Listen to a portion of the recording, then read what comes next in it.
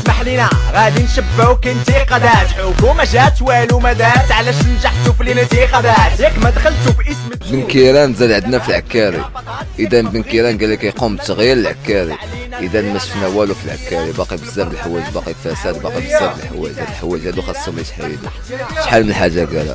عندنا الشباب هنا في العكاري تيقوموا بواحد الحركه، كاينين شباب في رجليهم واعيين في عقلهم بزاف الحوايج، ما خاصهمش يقوموا بهاد الحوايج اللي تعني التدخين. هادشي خاصو حيد من هاد الجهه هادي اختي. بزاف ديال الشباب قال لك بان غادي يكون واحد التغيير، بان العمل ما شفنا لا عمل لا والو.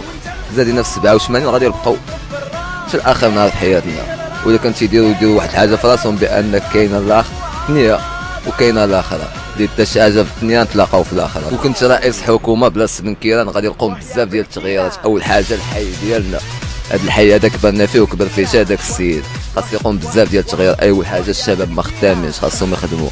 ثاني حاجه كاين احياء فقيره بزاف د الحوايج ما عندهم ما ياكلوا. مشينا اختي شنو بتوصل لي.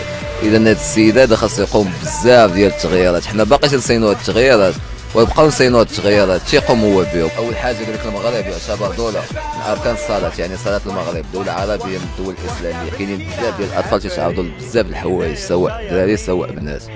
هاد الحوايج هادو ما خاصهمش يقوموا. قال لك حرف القاء، شنو عندنا حرف القاء؟ حرف القانون. اذا القانون ما عندناش في البلاد، خاص بزاف ديال التغيير. قال لك ينظموا كاس افريقيا عندنا في المغرب، شنطيات ما مقادينش، شيرانش ما مقادينش، فريق ما عندناش، مدرب ما عندناش، بزاف د الحوايج ما عندناش.